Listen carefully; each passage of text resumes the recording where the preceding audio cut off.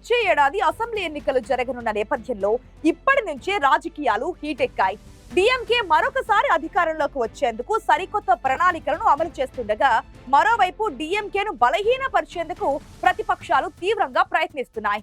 DMK కూటమిలోని పార్టీలను ఆహ్వానించడం ద్వారా అధికార పార్టీని దెబ్బతీయొచ్చని భావిస్తున్న ప్రతిపక్షాలు అదే సమయంలో తాము బలోపేతం చేసుకోవచ్చని భావిస్తున్నాయి. ప్రధాన ప్రతిపక్షం అన్నా డిఎంకే, టీవీకేలు ఇప్పటికే తమదైన ప్రణాళికలను అమలు చేస్తున్నాయి. డిఎంకే కూటమిలోని పార్టీలను తమతో జట్టు కట్టాలని ఆహ్వానించే పనిలో నిమగ్నమయ్యాయి అన్నా డిఎంకే, టీవీకే పార్టీలు.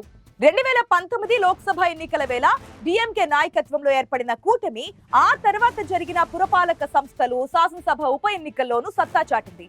కూటమి పార్టీల ఐక్యత, బలమే డిఎంకే విజయానికి బాటలు వేసింది. వచ్చే శాసనసభ ఎన్నికల్లోనూ ఇదే కూటమితో బరిలోకి దిగి మరొకసారి విజయాన్ని తన ఖాతాలో వేసుకోవాలని స్టాలిన్ బలంగా నిర్ణయించుకున్నారు. అయితే స్టాలిన్ ఆశలపై నీళ్లు చల్లి రాజకీయ లబ్ధి పొందాలని ప్రతిపక్షాలు ప్రయత్నిస్తున్నాయి. డిఎంకే కూటమి నుంచి ప్రధాన పార్టీలను బయటకు తీసుకురావాలని పావులు కదుపుతున్నాయి. డిఎంకే కూటమి నుంచి బయటకు వచ్చిన పార్టీలను ఆహ్వానించి తమ కూటమిని మరింత బలోపేతం చేయాలని చూస్తున్నాయి. ఇప్పటికే డిఎంకే కూటమిలోని వీసీకే, కాంగ్రెస్, కమ్యూనిస్టులు తదితర పార్టీలతో మంతనాలు జరిపాయి. ఆంధ్రప్రదేశ్ ఫార్ములాను తెరపైకి తీసుకొచ్చి అవసరమైతే 2 ఉప ముఖ్యమంత్రి పదవులు కూడా ఇస్తామనే ఆఫర్ ను అన్నా డిఎంకే ప్రకటించినట్లు తెలుస్తోంది. డిఎంకే కూటమి నుంచి పలు పార్టీలు తమ కూటమిలోకి రానున్నాయంటూ అన్నా డిఎంకే పార్టీ ప్రధాన కార్యదర్శి ఎడప్పాడి పళనిస్వామి సైతం పలుమార్లు ఉద్ఘాటించారు. మరోవైపు టీవీకే తరపున ఇలాంటి ఆఫర్ ను డిఎంకే మిత్రపక్షాలకు ఇచ్చినట్లుగా, ఎక్కువ సంఖ్యలో సీట్లను ఇవ్వనున్నట్లుగా వెల్లడించారని ప్రచారం తమిళ రాజకీయాల్లో జోరుగా జరుగుతోంది. ఈ విషయాన్ని వీసీకే అధ్యక్షుడు తిరుమావళవన్, టీఎన్పీసీ అధ్యక్షుడు సెల్వ పెరుంతగై తదితరులు పరోక్షంగా పలు సందర్భాల్లో వెల్లడించారు. బీసీకే, కమ్యూనిస్టుల మహానాడుకు అనుమతి ఇవ్వడానికి డిఎంకే ప్రభుత్వం నిరాకరిస్తుందని, అవమానపడి డిఎంకే కూటమిలో ఉండడం అవసరమా అంటూ ఎడప్పాడి పళనిస్వామి చేసిన వ్యాఖ్యలు చర్చనీయాంశంగా మారాయి.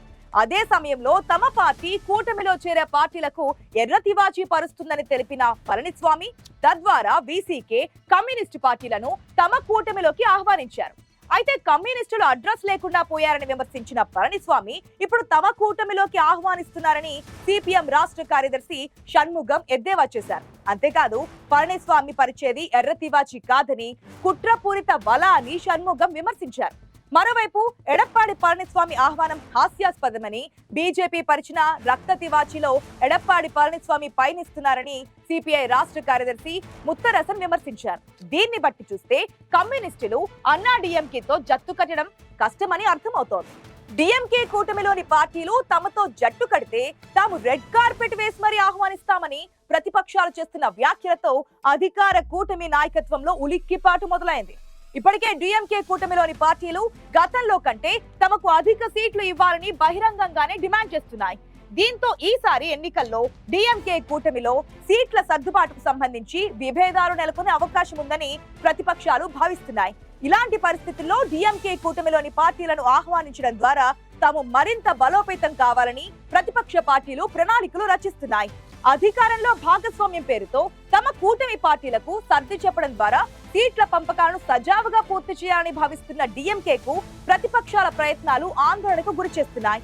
ఇలాంటి పరిస్థితుల్లో డిఎంకే తమ కూటమిలోని పార్టీలను ఇతర కూటమిల్లోకి వెళ్లనీయకుండా అవసరమైతే గతంలో కంటే ఎక్కువ సీట్లను ఇచ్చేందుకు సైతం సిద్ధమవుతుందా, లేక ఏ ప్రణాళికను అమలు చేస్తుందనేది ఆసక్తికరంగా మారింది.